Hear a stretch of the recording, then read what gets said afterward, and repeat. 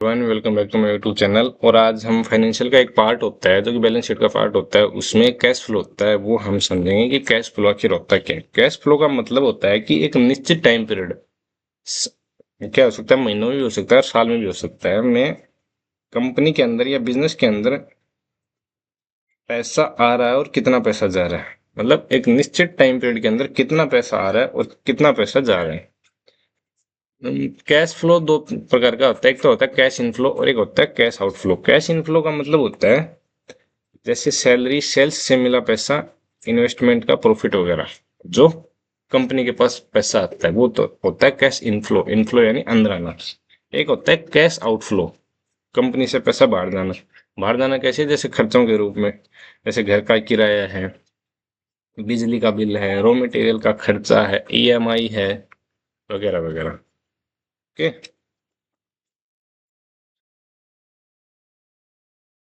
अब ये है, जैसे यहाँ पे एक नेट कैश फ्लो दे रखा है यहाँ पे। इसका मतलब है जैसे सब कुछ खत्म होने के बाद जो पैसा हमारे पास बचता है, इनफ्लो आउटफ्लो के बाद में जो पैसा हमारे पास बचता है टोटल मिला के, वो होता है नेट कैश फ्लो। अगर ज्यादा है, इनफ्लो ज्यादा है तो ये पॉजिटिव में होगा, आउटफ्लो ज्यादा है तो ये नेगेटिव में होगा। प्रॉफिट और कैश फ्लो में अंतर क्या है?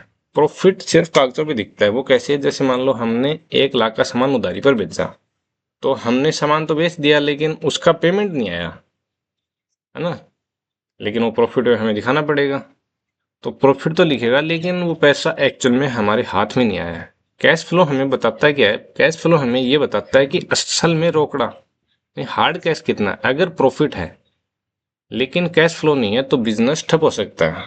मान लो प्रॉफिट तो है लेकिन कैश फ्लो माइनस में है, तो वहां पे बिजनेस ठप होने की नौबत आ सकती है, क्योंकि बिल वगैरह भरने के लिए, ईएमआई वगैरह भरने के लिए हमें कैश चाहिए होता है ना। आउटफ्लो में जैसे हमने डिस्कस किया कि खर्चे वगैरह आते हैं, इनफ्लो में इनकम वगैरह आती है। अब इसके 3 पार्ट हैं: cash from operating activity, cash from investing activity और कैश फ्रॉम फाइनेंसिंग एक्टिविटी। अब हम इसको समझते हैं। कैश फ्रॉम ऑपरेटिंग एक्टिविटी का मतलब क्या है कि कंपनी ने अपने कोर बिजनेस से असल में कितना कैश कमाया है ना। अब इसके पार्ट आते हैं: profit from operations, receivables, inventory, payables, loan, advances, other WC items, working capital items. Okay. तो सबसे पहले आता है प्रॉफिट फ्रॉम ऑपरेशंस, जो कि 617 करोड़ है। ये वो मुनाफा है जो कंपनी साल भर में मुनाफा बेचकर कमाए। लेकिन ध्यान रहे, ये सिर्फ कागज में है। इसमें वो सेल्स भी शामिल हैं जिनका पैसा अभी मिलना बाकी है। ओके। अब आता है रिसीवेबल्स। ये वो पेमेंट होता है या ये वो पैसा होता है जो कंपनी को डिस्ट्रीब्यूटर्स, रिटेलर से लेना था। अगर ये नेगेटिव है, जो कि यहाँ पे नेगेटिव है, ये मैंने जिलेट इंडिया का बस ऐसे ही आपको समझाने के लिए ले रखा है ताकि हम आसानी से समझ सकें। अगर ये रिसीवेबल्स नेगेटिव है तो इसका मतलब है कि कंपनी ने उधारी पर ज्यादा माल बेचा है, इसलिए ये कैश से माइनस कर दिया जाता है, इसी वजह से ये माइनस में है। अब आता है इन्वेंट्री। इन्वेंट्री में क्या आता है? स्टॉक, मतलब माल इकट्ठा, और रॉ मटेरियल, कच्चा माल। मतलब कंपनी ने नया स्टॉक खरीदने के लिए, नया माल खरीदने के लिए पैसा खर्च किया है, लेकिन वो अभी गोडाउन में रखा हुआ है ना। माइनस में होने की वजह क्या है? यानी ये पैसा बाहर तो बाहर गया है, खर्च हुआ है ना। इस पे हम पैसा कमा नहीं पाए हैं अभी तक, तो इस वजह से ये माइनस में है। अब आता है पेबल्स। ये वो पैसा होता है जो कंपनी को अपने सप्लायर्स को देना है, पे करना है। रिसीवेबल्स में आता है रिसीव करना है, और पेबल्स में है पे करना है। ये पॉजिटिव क्यों है? ये जब कंपनी उधार पर माल लेती है, ये पॉजिटिव इसलिए है कि मान लो कंपनी ने उधार पर माल ले लिया, इसलिए कंपनी के पास कैश बचा हुआ है। कंपनी के कैश में से वो कैश आउट नहीं हुआ, इस वजह से ये पॉजिटिव में है। और ये पैसा भी कंपनी के पास है, इसलिए कैश फ्लो में ऐड कर दिया जाता है। अब आता है वर्किंग कैपिटल चेंजेस, -129 करोड़। ये किस किस का ऐड है यहाँ पे? ये जो ऊपर के 3 पॉइंट है, receivables minus 106 crore, inventory minus 58 crore और पेएबल्स प्लस का 25 करोड़ है। जब हम इन तीनों को ऐड करते हैं तो ये माइनस ये टोटल वैल्यू आती है वर्किंग कैपिटल चेंजेस की, ना, ये उसी चीज की वैल्यू है। यहाँ पे माइनस 129 करोड़ का मतलब है कि कंपनी का पैसा बिजनेस को चलाने यानी स्टॉक करने में, माल को स्टॉक करने में और उधारी में भी फंसा हुआ है। अब आता है डायरेक्ट टैक्सेस, माइनस 61 करोड़। ये वो पैसा है जो कंपनी ने सरकार को टैक्स के रूप में असल में पे किया। माइनस में होने की वजह क्या है? ये माइनस में होने की वजह है क्योंकि ये पैसा कंपनी के पास से गया है, इसलिए ये माइनस है ना। तो ये हमारा पूरा हो गया कैश फ्रॉम ऑपरेटिंग एक्टिविटी। अब हम फाइनल इसका रिजल्ट देखें तो हम इसको करेंगे जैसे 617 माइनस 129 करोड़ और माइनस टैक्सेज 161 करोड़, तब जाके ये वैल्यू आती है 328। ओके, अगर ऑपरेटिंग कैश फ्लो जो कि 327 करोड़ है, हमेशा प्रॉफिट फ्रॉम ऑपरेशन 617 करोड़ से बहुत कम रहता है, तो इसका मतलब है कि कंपनी को अपना पैसा निकालने में दिक्कत हो रही है। लेकिन जिलेट जैसी बड़ी कंपनी के लिए ये नॉर्मल फ्लक्चुएशंस हो सकते हैं। ओके, हमने कैश फ्रॉम ऑपरेटिंग एक्टिविटी समझ लिया। अब हम समझेंगे कैश फ्रॉम इन्वेस्टिंग एक्टिविटी।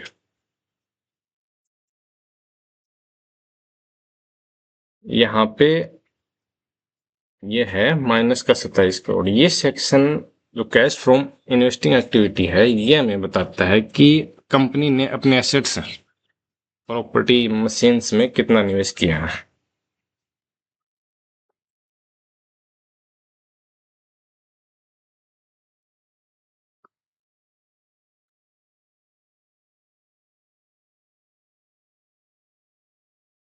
अब कैश फ्रॉम इन्वेस्टिंग एक्टिविटी में फर्स्ट पॉइंट क्या है? Fixed asset purchase minus 43.64 crore.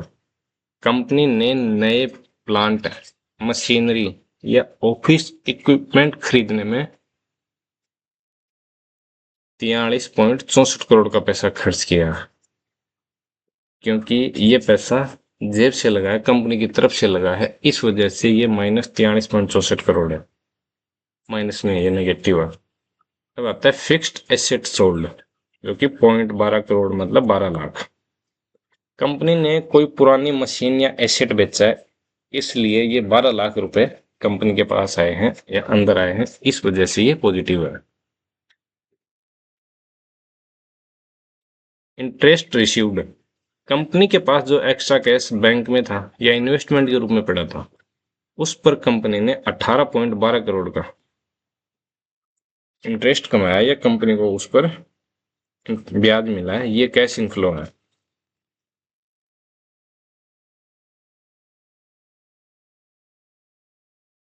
ऐसे तो ये नेट रिजल्ट कितने का है? माइनस 27। इसका मतलब है कि कंपनी ने नए एसेट लगाने में ज्यादा पैसा खर्च किया है जितना उन्हें ब्याज से मिला। तो अभी हम एक बार इसको ऐड करके देखते हैं, जैसे 43.64 माइनस 18.12 माइनस 0.12, 25.4 और प्लस 2 करोड़, तो ये आता है 27 करोड़, जो अदर इन्वेस्टिंग आइटम्स उसमें ऐड होंगे। तो हमारा ये सेकंड भी हो गया कैश फ्रॉम इन्वेस्टिंग एक्टिविटी। अब हमारा बचता है कैश फ्रॉम फाइनेंसिंग एक्टिविटी। ये बताता है कि कंपनी ने कैपिटल यानी पैसा कैसे मैनेज किया। तो इसमें आता है डिविडेंड्स पेड। कंपनी ने अपने शेयर होल्डर्स को मुनाफा बांटा है कितने का? 358 करोड़ का। ये माइनस इसलिए है क्योंकि कंपनी ने डिविडेंड के रूप में इतना पैसा शेयर होल्डर्स के बैंक अकाउंट में गया है, ये एक बड़ी राशि है। ये दिखाता है कि कंपनी अपने प्रॉफिट का बड़ा हिस्सा मालिकों यानी शेयर होल्डर्स को वापस दे रही है।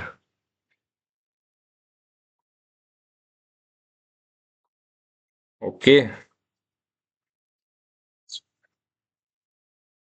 Interest paid FIN 0 and financial liabilities ये दोनों जीरो है। यहाँ पर इनके जीरो होने का मतलब है कि कंपनी पर कोई भी बड़ा कर्ज या डेप्ट नहीं है जिस पर वो ब्याज दे रही हो। तो ये किस चीज की निशानी है? ये इस चीज की निशानी है कि कंपनी एक डेप्ट फ्री कंपनी है।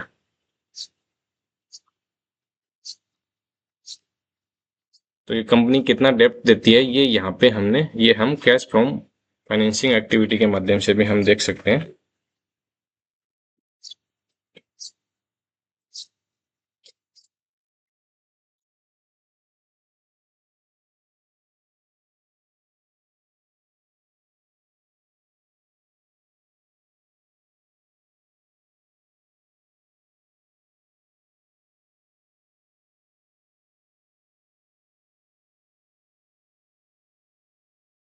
अगर हम ये देखें तो जैसे 620 करोड़ यहाँ पे कितना है वो ईटीएम में ट्रेलिंग 12 मंथ में 620 करोड़ का नेट प्रॉफिट है। 358 करोड़ कंपनी ने डिविडेंड दिया है जो कि निकल के आता है 1.7% के आसपास। और जो कि यहाँ पर कंपनी ने दिखा भी रखा है कि डिविडेंड देते हैं 1.65% के आसपास। ओके, अब हम चलते हैं नेट कैश फ्लो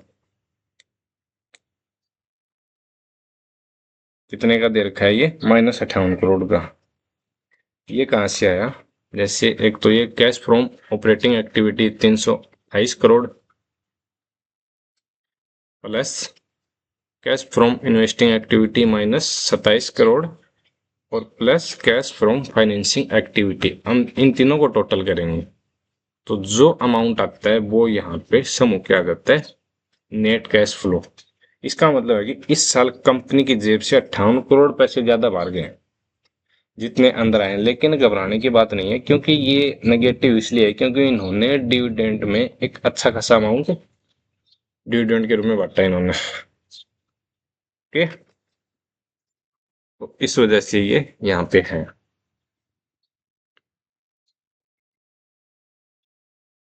ना। यहाँ पे हम देख सकते हैं ऑपरेटिंग एक्टिविटी से ज्यादा है ये कैश फ्रॉम फाइनेंसिंग एक्टिविटी और ये पूरा का पूरा पैसा डिविडेंड का है। फ्री कैश फ्लो जो कि दिखा रहा है हमें 284 करोड़ का, ये सबसे जरूरी नंबर है। अब इसका मतलब क्या है? ये आता है जैसे ऑपरेटिंग कैश फ्लो में से हम कैपिटल एक्सपेंडिचर जो फिक्स्ड एसेट है उसको माइनस करने के बाद 284 करोड़ का पैसा उस शुद्ध पैसा है जो सब खर्चों के बाद कंपनी के पास बचा है। इसे कंपनी नए बिजनेस खरीदने या डिविडेंड देने के लिए यूज करती है।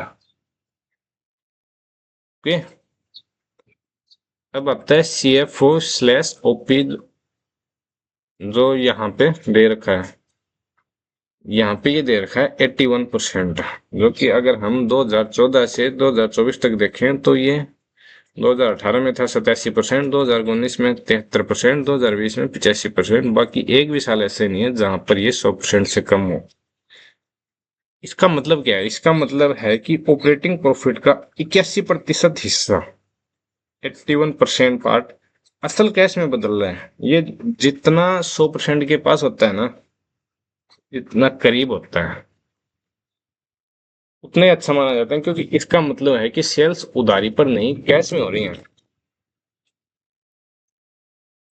तो यहाँ पे हम देख सकते हैं कि ये बस अगर 2014 से 25 तक का आंकड़ा देखें तो बस 18 में हुआ था एक बार 87%, जो 100% से कम था। 19 में 73% था, 20 में 85% और मार्च 25 में 81% है। बाकी ये हर साल 100% से ऊपर गया। ओके, तो ये हमने आज समझ लिया कि कैश फ्लो की अहमियत क्या है और अगर हम इसको डिटेल में समझना चाहें तो हम इसको कैसे समझ सकते हैं। ये हमने पूरा पार्ट इसमें आज कवर कर लिया। अगर वीडियो अच्छी लगी और वीडियो में दी गई जानकारी अच्छी लगी हो तो वीडियो को लाइक करें, चैनल को सब्सक्राइब करें